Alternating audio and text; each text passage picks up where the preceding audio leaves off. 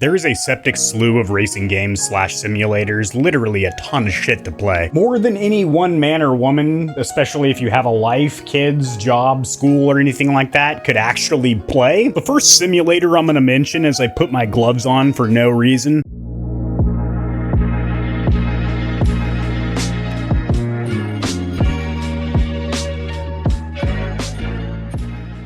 So a little bit of prerequisite information before I get to thumping and pumping on you. This list is going to include both arcadey racing games that you can play on controller, and then also in-depth simulators that the hardcore purists will correct you and say, it's not a game, it's a simulator. I'm not gonna be the guy to pop out of the woodworks. It's not a clip, it's a magazine. I personally play both arcadey racing games and hardcore PC simulators, especially as of recent, so I'm gonna talk about both and share the ones that I play. If you've got the time, energy, and money, I strongly advise checking out all the games and sims I'm about to spit at you. And if you're looking for something in particular, there is going to be timestamps or chapters in the description below so you can jump around, although that might confuse you a little bit because I'm going to be talking about PC stuff and then console and then honorable mentions. The first simulator is incredibly easy to recommend. All the compliments I'm about to spill out of my suckle only pertain to the PC version, which dropped in 2014. There was a PlayStation and Xbox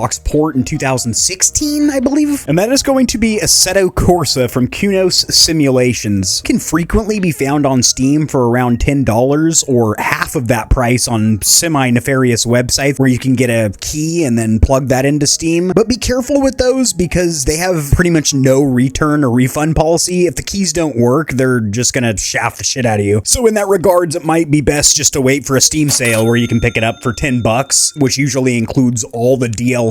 Picked her up on super sale. And what makes this game phenomenal is there is so much content through mods, free mods, mind you, and it's all very easy to install with Content Manager, which is this very pretty front end where you can literally drag and drop mods in. New tracks, new cars, weather physics, rain, which the original game did not have, day and night cycles, all kinds of cool stuff. And the strength of this game is simply the driving, picking a dream car and a dream location and going for a drive that is going to feel very similar, very realistic to what the real thing would feel like. Where it lacks is going to be in competitive online multiplayer, and while you can improve your skills by racing the AI, which aren't very great, if you're looking for competition, racing wheel to wheel with other people in a pretty much identical skill bracket, or split as they're called. As of 2008, the heart and ass of competitive esports sim racing has been iRacing, as it is an ongoing subscription service, and it's not just the best because it's the most expensive because you have to pay for a monthly subscription. There is a good amount of base content with that, but facts of the matter are if you're going to be around for more than a few seasons, you're going to invest in individual tracks and cars whose current prices are on screen here, which is notably more expensive than some of the sims on this list, like Assetto Corsa, which I picked up for under $10. The physics are freakishly realistic in all the disciplines that are in iRacing, and the competition you're up against in the higher ranks is real-life race drivers keeping their skills sharp in the off-season, aspiring real-life racers, and those that prefer to practice their racecraft from the safety of their living room. It's the only simulator with a strict code of conduct where you get assigned incident points in real time depending on the severity of your whoopsie-daisy. Did you lose control of your car? Did you actually go off track? God forbid, did you hit another racer? Things that you just don't give a damn about in Gran Turismo 7 open lobby because people are playing bumper cars, but in iRacing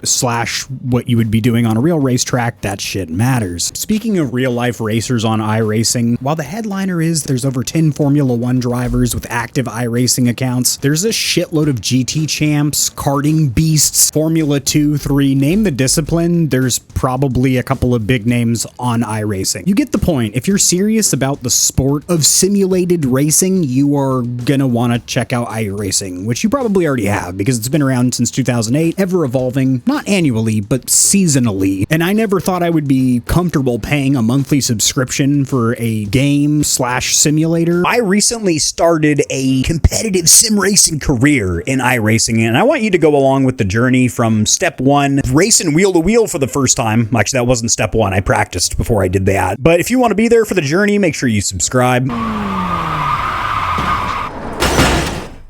On to the next sim, which is ACC or Assetto Corsa Competizioni, which is competition in Italian. If you like the competition of iRacing, but you don't want to give up your wallet and your tuchus, ACC's AI is a step up from the original Assetto Corsa, and the online multiplayer, for being free, is actually pretty damn good. You will get some pretty hot races. You'll also get some of those mixed lobbies where there's some people that are just bumping into each other and acting crazy. But ACC is also from Kunos Simulations, but it focuses on GT cars, mostly GT3. There's a couple of GT2s and 4s in there, I believe, mostly GT3 cars, and the driving is super good in that regards. Made my voice flip out. It's good. The next one is if you want to go off the beaten path and sling some gravel. Dirt Rally 2 is a smashing good time. An honorable mention would be Richard Burns Rally, because that game's been modded to an oblivion, but I personally don't have much experience with it, and I have played the heck out of the Dirt series and the Dirt Rally series, two games that are much more realistic with the physics, more on the side of a simulation than the arcadey physics of Dirt, which works really good with a controller. But Dirt Rally 2 has a ton of content. You can stay busy for a very long time, as they have historic races and even a free roam mode, although it's pretty small sandbox. The original Gymkhana where Ken Block was whipping through that warehouse, it's super sick. Next up is going to be BeamNG Drive, which has insane crash physics. You can just crumple a car into a tin can, press a button on your wheel, rewind time, make it flawless again, fuck it up again. I will say the handling and the force feedback are not the best, but I do like the scenarios. It gives you these really cool situations, such as rising water that you're trying to race up a hill to escape, and racing these unstable, surprisingly fast hot rods. It's good for cruising around like Assetto Corsa, not so good for competitive racing. I don't even think that exists. And if it did, with the way the cars handle and the lack of force feedback through the wheel, I really wouldn't want to race against people wheel to wheel. But it's so fun just to pop it in third person view and smash your car into a wall like 30 times over. BeamNG Drive. 3 honorable mentions that I've heard good things about, but I personally have zero experience with. And since I mentioned in the intro, there's more racing games / sims than any one man or woman, especially if you have a life, could ever play. And I'm so deep in the content base of the game / sims that I am playing that there's no way I'm gonna get to the ones I'm about to mention, but I've heard them talked about very highly. Either the people that like them are very high, or the games are really good indeed. R Factor 2, Automobilista 2, and Le Mans Ultimate. I've heard good things about them. It's gonna be so much fun.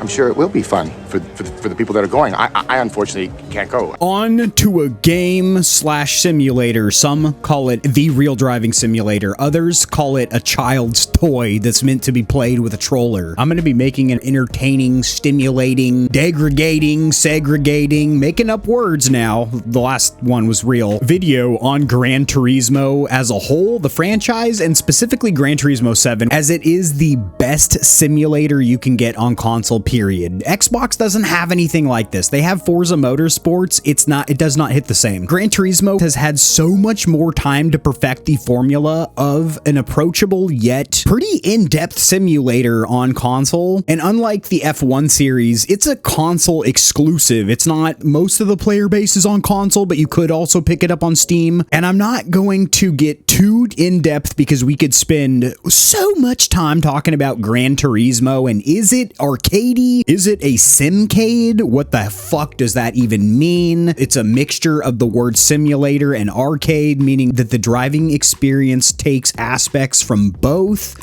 Actually, very true with Gran Turismo, to be honest. What I will say is Gran Turismo is the best console-based simulator. It has incredible wet weather physics where you run over puddles and you hydroplane. I know that sounds so simple, but it's really not. The courses are all incredibly in-depth. I don't know if they're using laser scans or what, but for a console-based simulator, wowzers, it does feel like it's doing something. Furthermore than that, the fact that you can use a PSVR 2 headset, and in my opinion, the Gran Turismo 7 is probably one of the only console-based selling factors for the PSVR 2, which has not sold very well for Sony, and that makes sense. They released their PC adapter far too late in the game, but having owned a PlayStation 5 since pretty much launch and having picked up the headset to go along with that console, the best experiences I've had with that headset has been Horizon, being able to salivate over Aloy face to face and bust pieces off of mechanoids as I'm shooting quivers and whipping bows, and anyway, and then Gran Turismo 7, which sometimes I have to remind myself, you are playing a console-based simulator right now. With the VR headset on, it's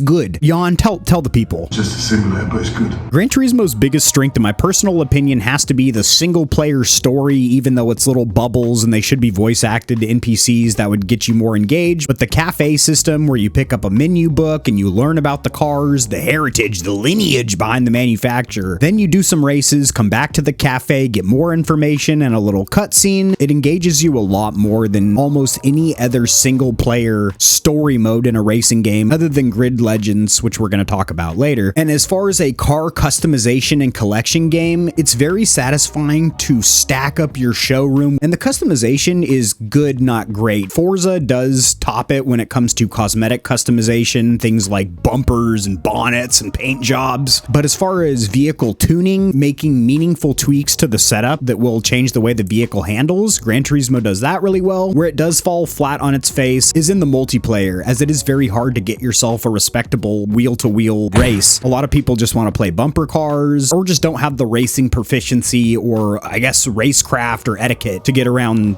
the track. And if you're looking for competition, iRacing's definitely where it's at. Assetto Corsa Evo. This is kind of hard to recommend right now. It is in early access, and there really is a lack of the promised content. The free roam mode won't be here for about a year and a half. Car customization I didn't see at all, but that'll be sick when that's there. And a fraction of the promised cars and tracks are in the early access version available on Steam right now. Having said that, if you want to experience the sights, sounds, the graphics, sound design, force feedback, and handling mechanics of the game now, you can lock it in, and it's pretty sick. I'll be making some videos on Evo in the near future. Moving over to the arcadey side of the house, Grid Legends has these real-world cutscenes, which might be a little bit cheesy, but is actually kind of entertaining and cool if they put it in a racing game. It makes you give a bit of a damn about the story, kind of like the cafe in GT7 with the little bubble talking head people, but this is way more immersive and entertaining. And the races are like movie set pieces. There's fireworks going off and buildings crumbling, racers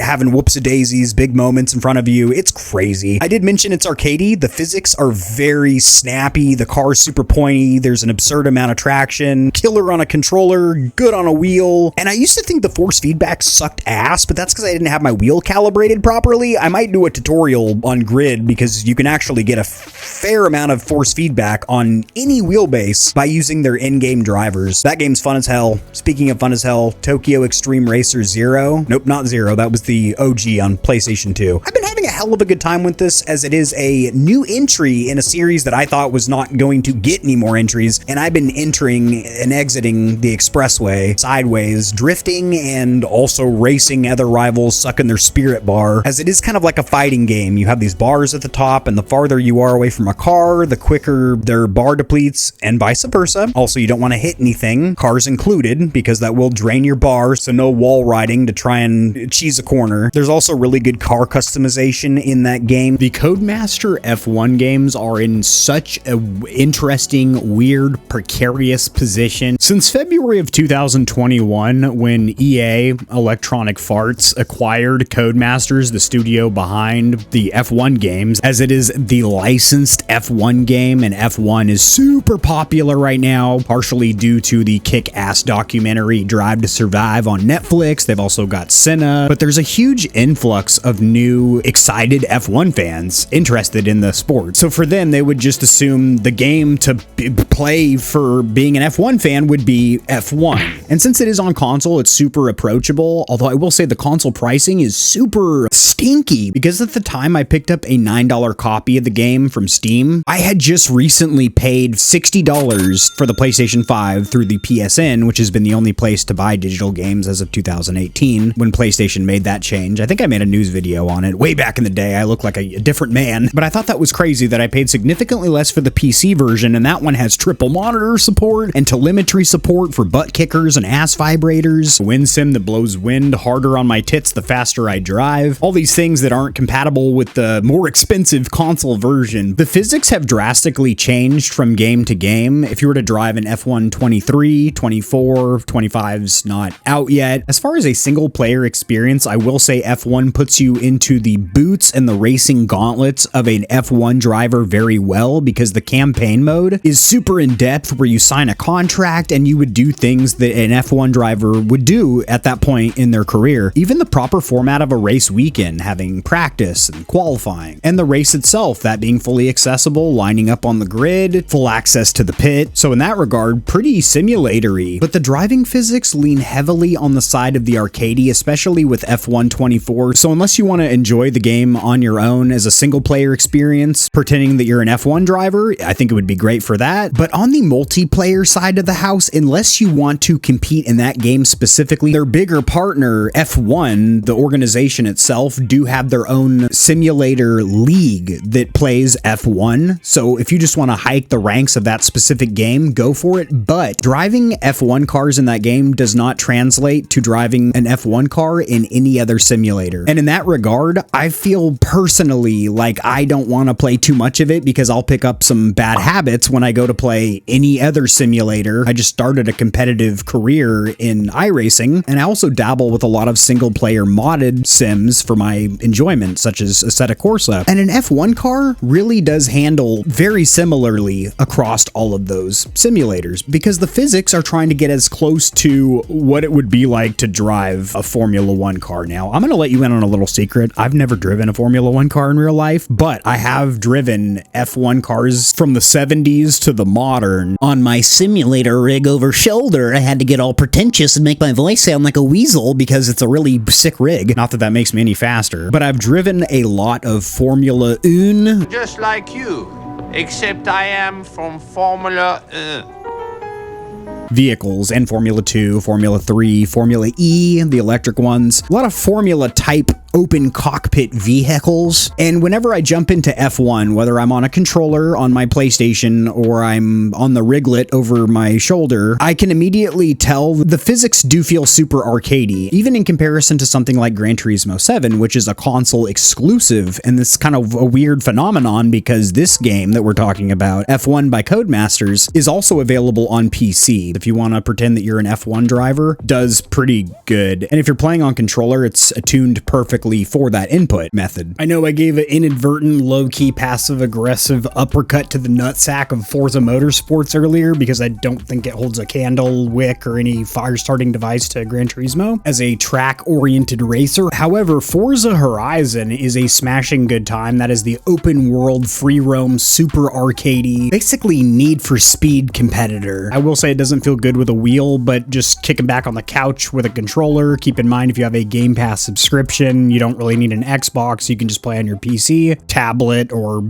any of the dozens of devices they're making Game Pass compatible now. And if all these simulators are a little bit too high speed for you, shit's moving at your face simply too fast. You want to kick back with a brewski, rest your heels after a hard day's work. I got you, brother. There is truck driving sims. This is not going to appeal to you if you're a real life truck driver, because why the hell would you want to work for God knows how long hauling a load takes? But anyway, if you want to row through the many gears of a big rig and back that fat ass up and hit the air brake and ride the compression Jake brake, you know, the